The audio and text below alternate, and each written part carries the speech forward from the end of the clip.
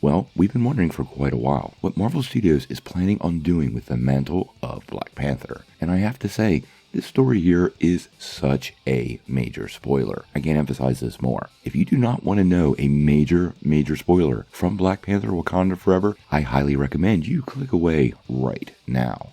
Because it appears we may have an answer to that question, and it was not something many people were expecting. So let's dive into the story. Now, before we break it down, make sure you hit that like and subscribe button and ring the bell for all the updates. Also, the huge giveaway. We're going to give away this PlayStation 5 at 25,000 subscribers. All you need to do to get in on our giveaway is be a subscriber and leave us a comment. Also, while you're at it, check out the Buy Me a Coffee link down below.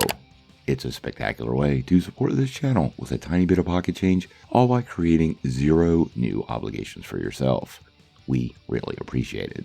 So again, guys, before we dive into the story, I want to tell you this is a major spoiler. So if you don't want to know a major spoiler for Black Panther Wakanda Forever, please click away now. I really do want to have the utmost respect for your movie experience, and spoiling a major thing like this could ruin that for you.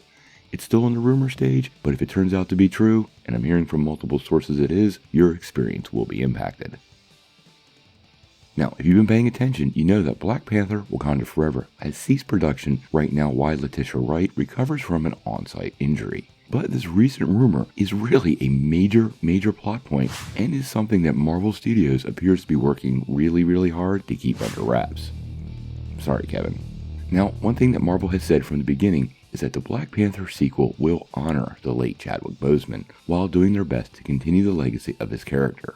And now, according to a new report from not just the Cosmic Circus, but several other resources that I have that have confirmed this, the movie may have a plan in place, and it's not exactly what many people think. According to this report, the movie will actually introduce T'Challa's son, a son he had with Nakia, played by Lupita Nyong'o. And this character will be the one who will eventually take up the mantle of Black Panther. Now, if you're a fan of the comics, T'Challa actually has a son in the comics, but not with Nakia, with the mutant Storm, and this character's name is Azari. It's still unclear from this report if Azari will be this character they introduce, or if they'll just make up a new character and have this person inherit the mantle. Heck, I'm named after my father, they could even call this new character T'Challa, and it'd just be T'Challa's son.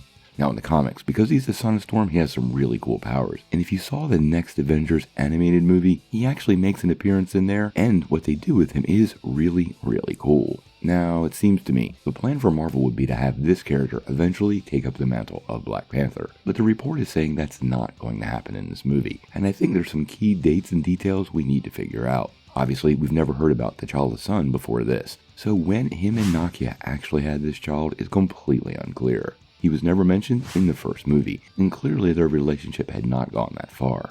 But given the 5-year time jump and the amount of time between the first Black Panther movie and now, it is completely possible that this character would be born and be around 8 years old at this point in the timeline.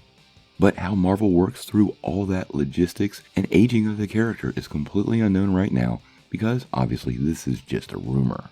Honestly, I wouldn't mind seeing a version of Azari on the screen. I do like the idea of the mantle being passed on, and having T'Challa's son was not something anybody had mentioned before, so this is really a pretty solid idea. There have been some rumors that Okoye will take up the mantle temporarily, and combining these two rumors together seems to make a lot more sense than to have a person only carry the mantle for a short period of time. It's also distinctly possible that Okoye series will also involve T'Challa's son, tying the whole package together and giving us an opportunity to meet this new character while he's young, and then Marvel could kind of naturally age him up.